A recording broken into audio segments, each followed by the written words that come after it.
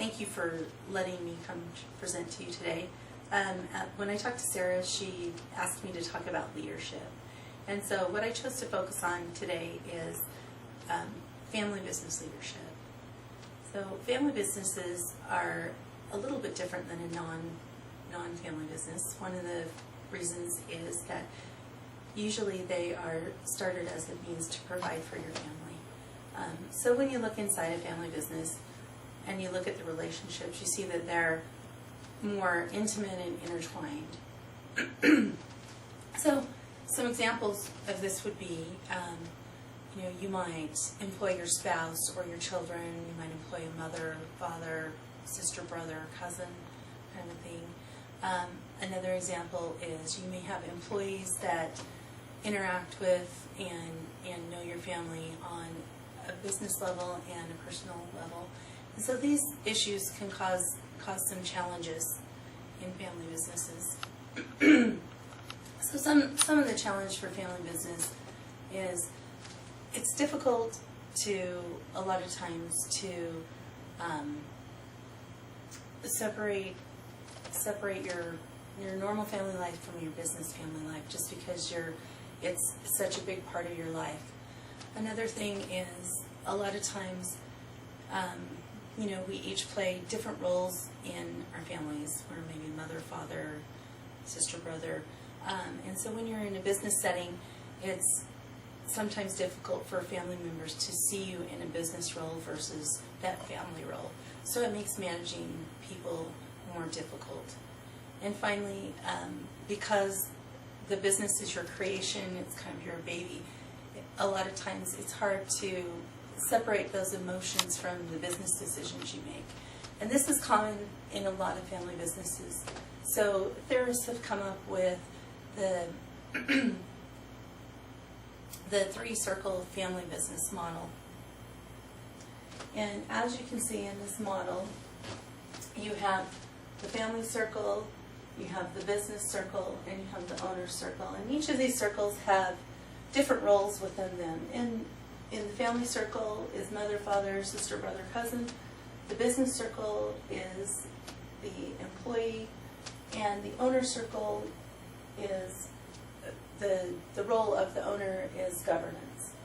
So you can see as these cross over where family, business, and owner gets intertwined. And if you're an owner and you work as an employee and you're also a family member, it really kind of narrows things down to this little triangle. So when we look at family business leadership, we start with the focus in the family circle. And we do this by making a family plan. And within this family plan, it looks at the future and the past of the family. So within the family plan, you're going to have things like a family history, a family mission statement, an action plan. You're going to have rules, regulations, procedures that specify what to do when an employee is a family member. And it's important to have these because it just clarifies the role. And because we're all people and we are in this business situation and we're family members, we need to think about how people perceive things. So I'm going to tell you a story, and this story is about Stephen Covey. Most of us know who he is. He owned a family business that was very successful, and excuse me, one of his little quirks was that he needed his sleep. So wherever he was, if he got tired, he would lay down and sleep.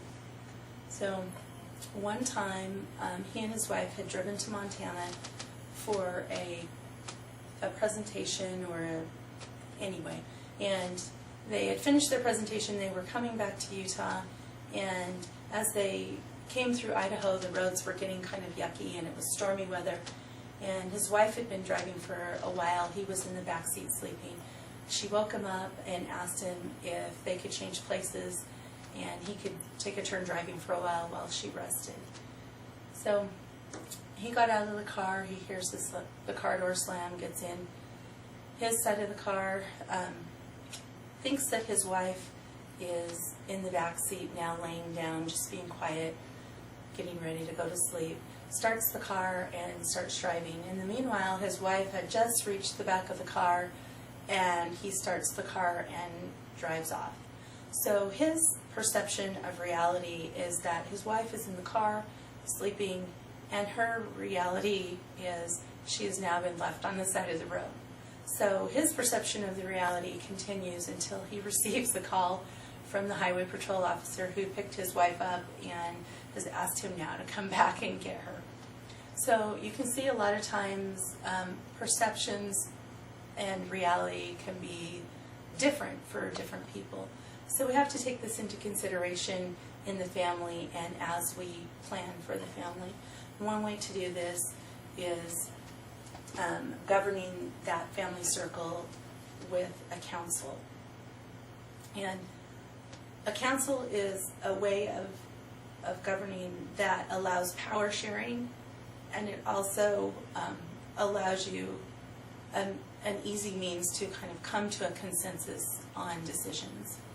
So the rules of the council are that it needs to be set up ahead of time at a specific time and place, and most times you're going to kind of continue this same routine. It'll be a weekly meeting or a bi-weekly meeting, and people will know when and where it is.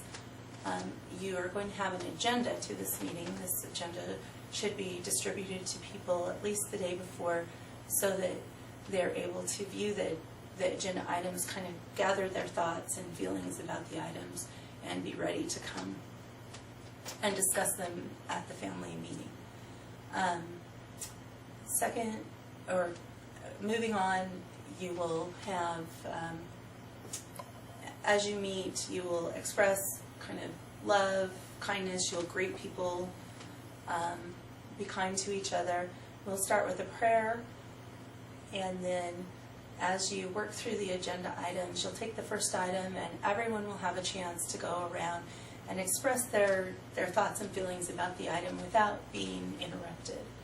And usually what happens as you go around and listen to everyone's ideas, additional thoughts will come to you, and you will maybe get a new idea or some other thing will come to mind. So as everyone has taken their turn, you will ask again if there's anyone else who has anything to add.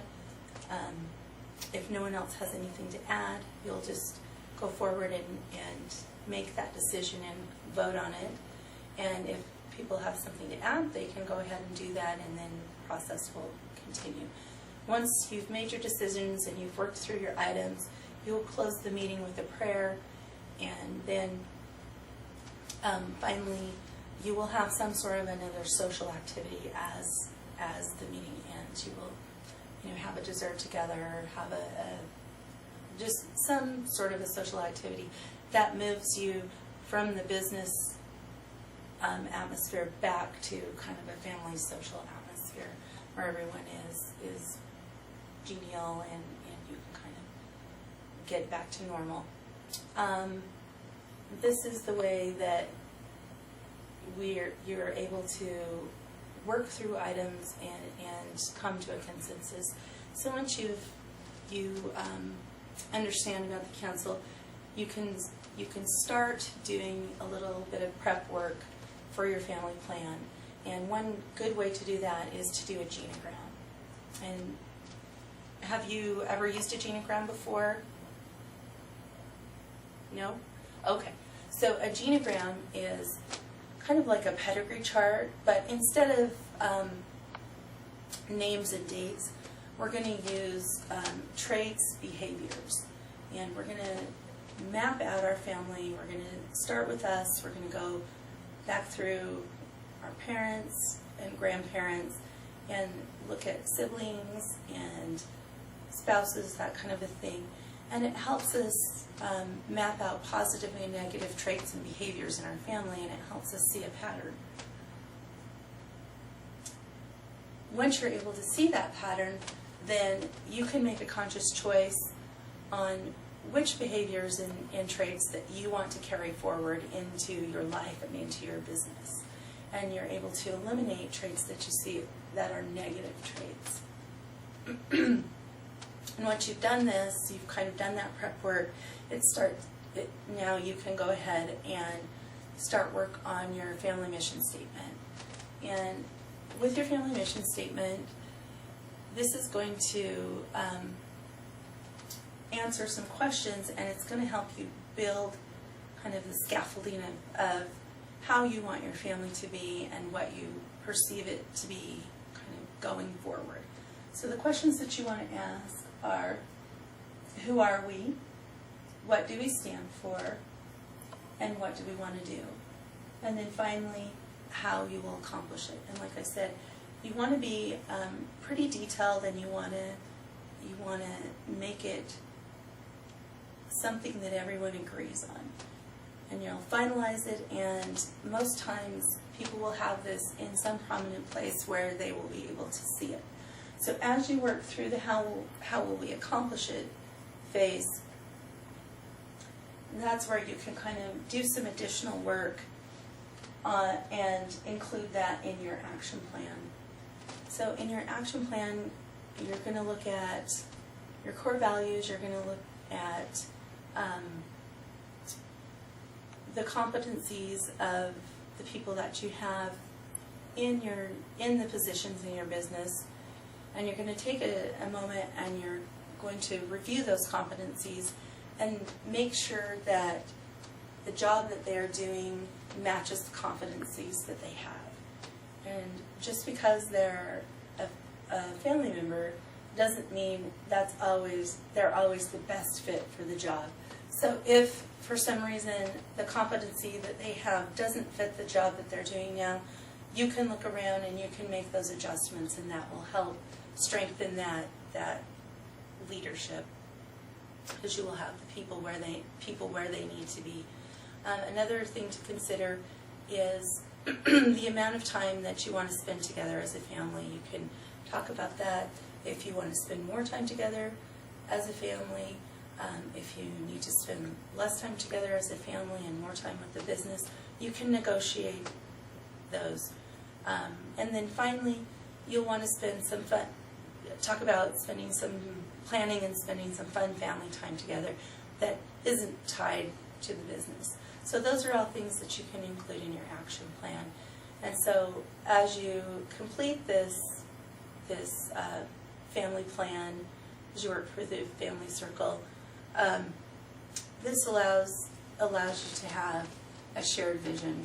And this shared vision is powerful because as you go forward, it allows you to make decisions and choices that are based off of these values that you have established. So I hope that you have gained something or learned something from what I've presented, and my hope is that you will be able to go forward and take this information and use it to improve the leadership in your company. Thank you.